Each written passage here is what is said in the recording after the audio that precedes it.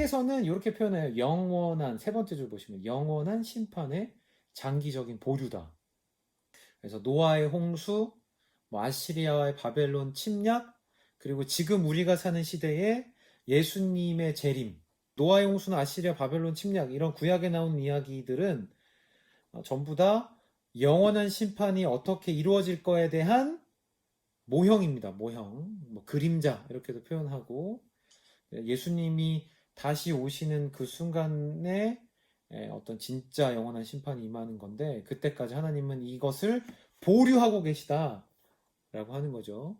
이 보류하시는 동안에 하나님이 원하시는 게 뭐겠어요? 사람들이 하나님께 돌아오고 하나님의 그 사랑, 그걸 깨닫고 그걸 하나님이 원하시는 거죠. 그리고 두 번째는 피조물에 의해 자신의 뜻을 굽히지 않으십니다. 한 번도 예수 그리스도의 십자가로 계시된 그 사랑이, 우리가 이럴 수 있잖아요. 수돗물을 틀면 어떤 때는 이렇게 콸콸콸 틀다가도, 어떤 때는 졸졸졸 틀게 하다가도 이렇게 바꿔야 될 때가 있는데, 하나님의 사랑은 계속 동일하게 모든 인류에게 쏟아지고 부어지고 있습니다. 이 원칙이 깨져 보이는 때가 있어요, 성경에. 그걸 D.A. 칼슨이 다루는 거고, 그게 굉장히 중요합니다. 자, 뭘 생각하셔야 되냐면, 철칙이라고 생각하는 게 있잖아요. 꼭 지켜야 되는 것이 이렇게 좀 바꿔진다면 뭐냐면, 그건 굉장히 그분한테 중요한 거예요. 약간 피동적으로 보여지는 케이스, 성경에서. 회개, 구원과 관련된 사건이에요. 인간의 회개와 영혼의 구원에 관련한 사건이에요. 소돔과 고모라를 창세기에서 하나님이 벌하려고 할 때 아브라함이 중보하려고 하잖아요. 물론 이제 결과적으로 의인 10명이 없죠. 의인 10명이 없어 하는데, 하나님이 그 얘기를 왜 듣고 계신 것 같으세요? 아, 답답하네. 참, 아브라함. 하나님 뜻을 정하셨잖아.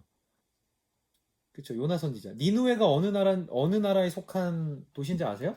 아시리아 제국. 아까 얘기한 것도 북이스라엘을 점령해서 아시리아가 어떻게 하냐면 이방인들을 북이스라엘로 다 데려왔어요. 사마리아로 데려왔어요. 북이스라엘의 수도인. 그럼 어떻게 거기서 결혼을 시켰어. 그래서 신약 시대에 유다에 사는 사람들이 사마리아인이라 그래가지고 어떻게 해요? 불결하게 여겼던 게 그것 때문에 그런 거예요. 그러니까 그렇게까지 한 아시리아 제국에게 하나님께서 요나를 택하셔서 복음 전하라고 하신 거예요. 근데 요나가 하나님을 알잖아요. 그래서 뭐라고 얘기해요? 아, 하나님 짜증나요. 근데도 요나 선지자를 보내세요. 네, 이거예요. 그러니까 하나님이 피동적으로 보여지는 케이스는 이거예요. 회개의 문제, 영혼이 회개하는 문제, 구원의 문제. 이거와 관련해서만 하나님이 그렇게 보이세요. 물론 이제 더 큰 섭리의 개념으로 보면 그것마저도 하나님의 뜻이라고 신학적으로 이야기할 수 있지만, 우리가 성경을 그냥 이렇게, 그러니까 직접적으로 봤을 때 하나님께서 마치 뜻을 굽히시는 것처럼 보입니다. 근데 진짜 디모데전서 말씀처럼 하나님이 얼마나 한 영혼 한 영혼이 구원에 이르기를 원하시는지를 우리는 알 수 있는 거예요. 조금 더 이제 신학적이고 교리적인 이야기를 할 텐데, 이 디에 칼슨이 양립 가능론이라고 이야기해요. 반대가 뭘까요? 양립 불가능론이 중세시대 때부터 전반적으로 있었던 어떤 신학적인 조류였어요. 조류. 정말 운명론 쪽으로 하나님께서 다 정해놨다. 선교도 안 했다고. 이미 다 구원받고, 창세 전에 구원받고 구원받지 않을 사람 다 해놓으셨는데, 다 이미 선택될 사람 선택됐는데 뭐하러 선교하냐는 거예요. 그렇지 않고 성경 전체를 종합적으로 이해했을 때, 아, 그렇지 않구나. 하나님은 하나님의 주권과 인간의 자유의지가 굉장히 기묘하게 맞물려져서 하나님 역사를 주관해 나가고 계시는구나. 그리고 또 순종의 문제, 그리고 하나님의 주권이 절대적이면 사실 순종하지 않았다고 하나님 우리한테 뭐라 하시면 안 돼요. 그렇죠? 순종이라는 말 자체 전제는 자유의지거든요. 하나님께서 예수님에게 맡기신 양은 절대 잃어버리지 않겠다. 그렇게 얘기하셨잖아요. 절대 떨어지지 않겠다. 양은 목자의 음성을 안다. 목자의 음성을 모르는 양은 그 양이 아닌 거예요. 그러니까 운명론적으로 정해진 게 아니라 인간 편에서도 뭔가 책임과 의무가 있다는 걸 성경은 전반적으로 다 보여줘요. 그렇다면 우리가 이걸 그냥 넘어가지 말고 교리적으로만 생각하지 말고 우리 삶에 적용해 봐야 될 필요가 있는 거예요. 자, 뭐냐?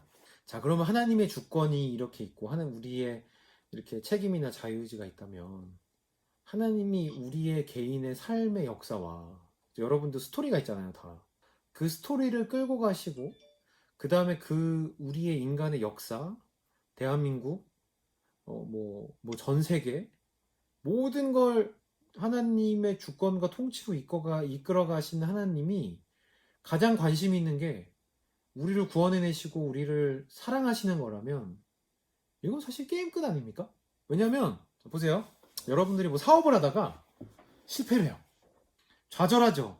낙심하죠.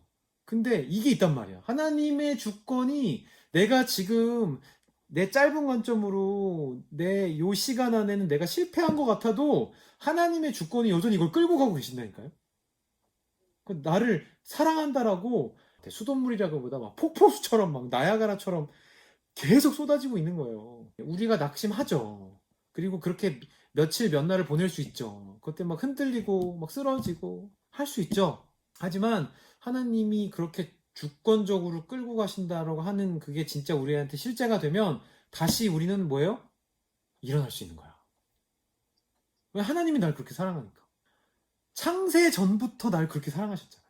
우리가 이거를 아무리 지식적으로 이해한다 한들 우리가 하나님의 사랑을 깨닫지 못하면 소용이 없다. 하나님 변덕스럽지 않다니까. 여러분들이 실패했다고, 여러분들이 연약해서 쓰러졌다고 하나님 변덕스럽지 않아요. 그 다윗이 그 범죄했을 때 진짜 사실은 지금으로 그거 갖고 오면 뭐예요? 가정 파괴범이죠. 살인 교사범이죠. 무기징역 살아야 돼요. 완전 중범죄잖아요. 근데 그 사람 보고 만약에 우리 시대에 그런 사람이 있어. 그럼 여러분들이 무슨 생각까지 할까요? 저와 여러분들이. 아, 저 사람 하나님 믿는 사람 아니었네. 가짜였네. 이렇게까지 생각하잖아요, 솔직히. 하나님이 보내시잖아요. 나단 선지자를 보내시잖아. 그러면 하나님이 심판하실 거면 나단 선지자를 보내면 안 되지. 하나님 안 그러신다고요. 하나님 끝까지 그 사람을 이렇게 세우시고 다시 회복시키시고 그렇게 하시는 거예요. 그러니까 그래서 이 절대 주권이라는 게 되게 중요한 거예요. 하지만 여전히 자유의지도 있다는 거. 그럼 뭐예요? 하나님 엄청나게 폭포로 막 쏟아내고 계셔. 그럼 그 폭포를 누리려면 어떻게 돼요? 한 가지. 거기에 가서 막 이렇게 보고만 있으면 돼요, 안 돼요? 착착착 가서 폭포에 손이라도 내밀어 봐야죠. 그래야 이 폭포가 진짜 얼마나 뜨겁고 강렬한 사랑인지 알잖아. 그 안에 들어가 봐야 아는 거예요. 그게 뭐예요? 인간의 자유의지, 인간의 책임인 거예요. 그러니까 폭포를 보면 와, 장엄하다, 멋있다, 엄청나다, 이거 누가 만드셨을까? 네? 하나님의 주권 어마어마하지만 그걸 누릴 수 있는 사람은 자유의지를 발휘한 사람. 간절히 찾는 자가 만날 것이다. 그래서 D.A. 칼슨 책에 보면은 그 얘기가 나오잖아요. 인간의 자유의지가 완전히 배제되어 버리면 하나님은 심판하시면 안 된다, 인간을. 이 자유의지. 그러니까 저와 여러분들이 이 하나님의 사랑을 누리려면 여러분들의 자유의지를 쓰셔야 합니다. 시간도 재정비하시고요. 네, 저는 아직도 가끔 시간표를 쓰거든요. 옛날 초등학교 때 여름방학 때 이렇게 동그라미 해가지고 이렇게 취침. 네, 저는 가끔 그거 해요. 제 시간이 망가지는 것 같을 때. 왜냐면 여기 있는 분들이 우리가 돈을 벌어도 다 다른 양의 돈을 버는데 시간은 똑같거든. 24시간이라고. 똑같잖아요. 그 시간을 어떻게 쓰는지가 굉장히 중요해요, 저한테는. 저는 아직도 그렇게 해요. 얼마나 내가 하나님과 친밀하게 교제하기 위해서 나는 얼마나 많은 시간을 여전히 쓰고 있지? 하나님에게 그렇게 쓰지 못하면서 내가 하나님을 더 알고 싶다라고 하는 것만큼